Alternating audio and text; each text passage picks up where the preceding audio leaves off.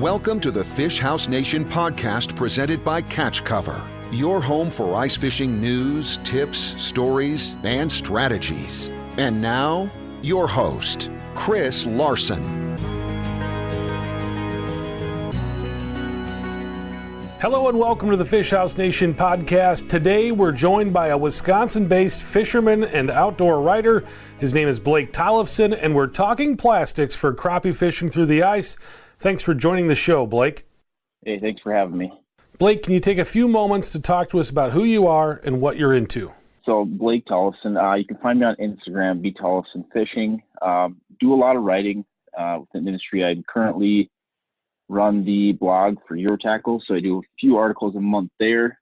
I also work with Badger Sportsman Magazine, so I'm providing them with monthly content and then occasionally end up in the magazine. If you went out on a lake 4 or 5 years ago, you would find most people using live bait, but there's definitely a trend to plastics. Why should anglers use plastics when ice fishing for crappies? For me, there's a lot of different reasons. The first reason, the main reason I use plastics is I don't have to buy live bait. I haven't bought live bait in probably 5 years for crappies. I just have not found a reason to when there's so many good plastics on the market. Another reason, plastics don't die. I never have to worry about how am I storing my plastics. I leave them in the bag or put them in a small container. I'm not worried about, putting an aerator in there or checking a bait puck to make sure I don't have a bunch of dead grubs or something like that. It just makes life a heck of a lot easier. Most people are pretty familiar with how to put on a spike or a minnow. How do you rig plastics? I know there's a bunch of different ways, but what's your favorite method? Specifically for ice fishing, the large majority of the time I'm fishing it horizontally.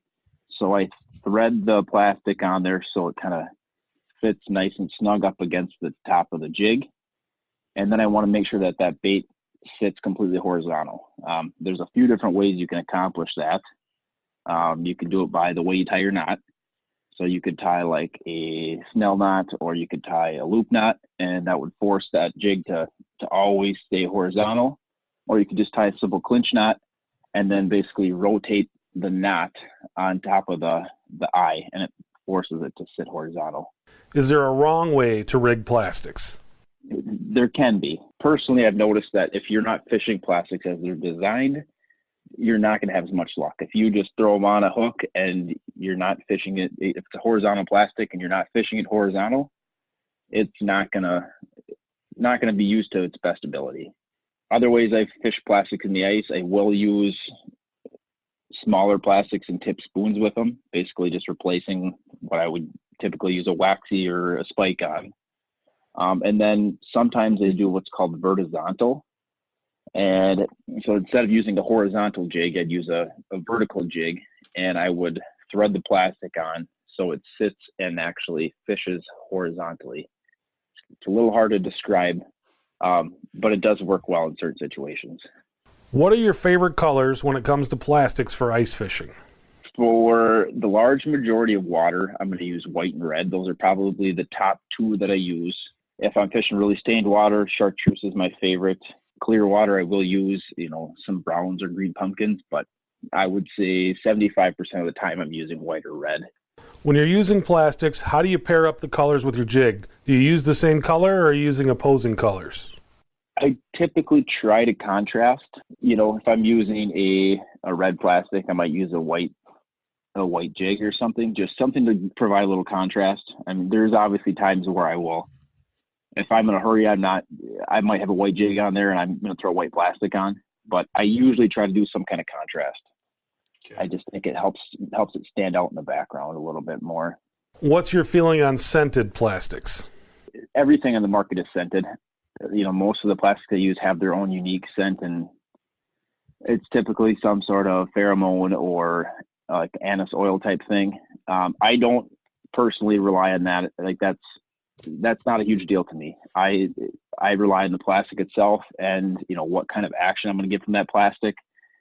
If it's a really stiff plastic, you're probably not going to see me using it. I would rather rip plastics or go through a few extra plastics if it has that much more action. So yeah, scent is just not a big deal to me. Blake, there's a lot of shapes and sizes of plastics.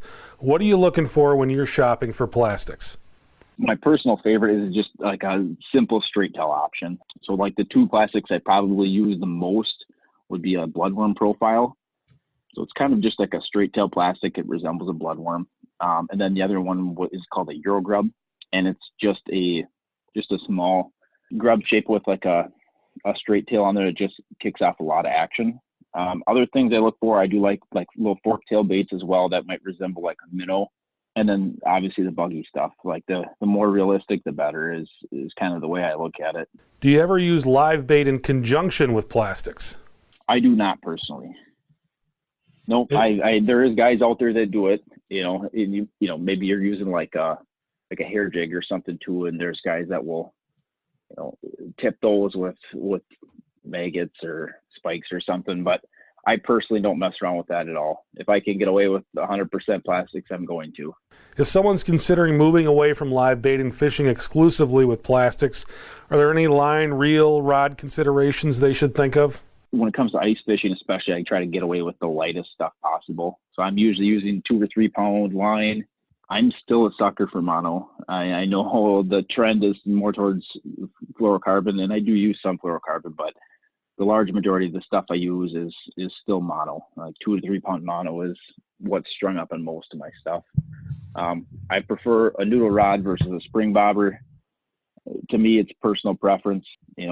Some guys are suckers for the spring bobber, and that's great. I personally like using a noodle rod better. Those people that are switching from plastics to live baits, should they be doing anything different with their jigging styles and how they're working their rods? Yes, especially if you're switching from something like a minnow, something more lively to plastics, you have to do the work. A minnow might do a lot of the work for you. If you're fishing plastics, you have to convince those fish to bite. If you see a crappie chasing up on your Markham, you're going to want to keep jigging up and forcing that fish to follow it up until it bites. Don't just stop and freeze, because with most plastics, if you stop and freeze, you're not going to get much action off of them. Blake, you prefer plastics over live bait, but are there situations that you would fish live bait over plastics? If I was with a group of people and we wanted to fish tip downs or something like that, then yeah, maybe I would do that, or tip ups. So I do a little bit of walleye fishing as well. I will still buy, fat heads and use minnow heads for tip and jigging spoons and stuff like that.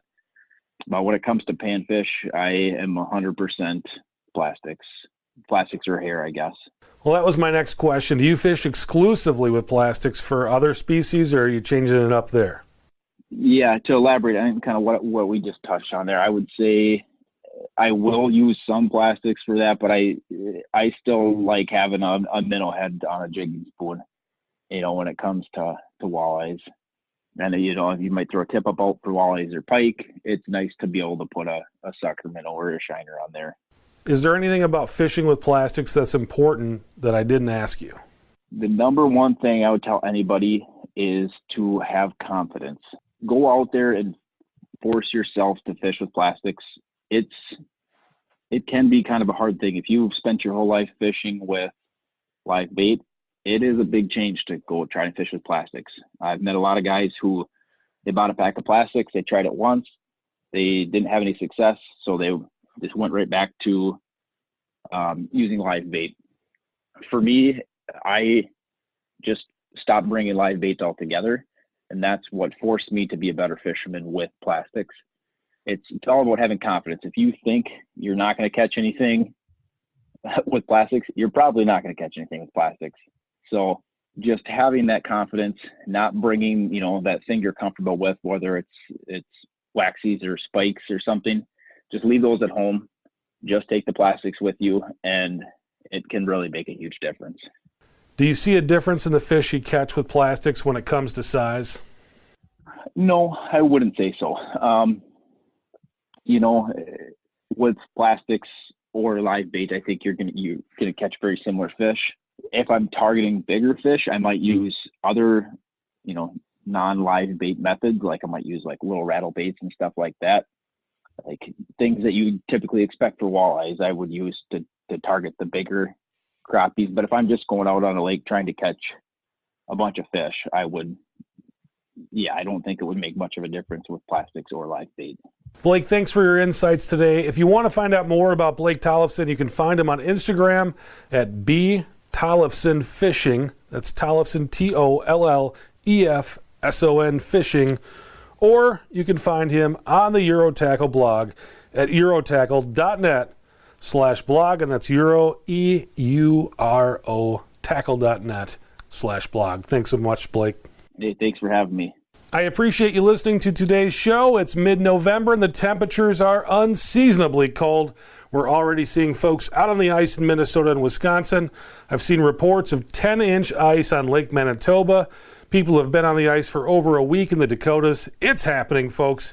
It's ice season. If you own a hard-sided ice fishing shack, you're definitely chomping at the bit to get it out there, and I want to tell you about the first annual Shack Slam. This is an online fishing derby with a $5,000 guaranteed prize pool exclusively for hard house anglers. It doesn't matter if you're fishing out of a luxurious wheelhouse or a homemade shanty.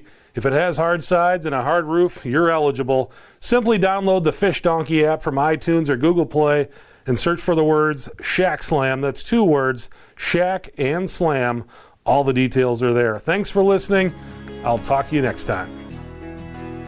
Thanks for listening to the Fish House Nation podcast presented by Catch Cover. For more ice fishing content, visit our blog at catchcover.com.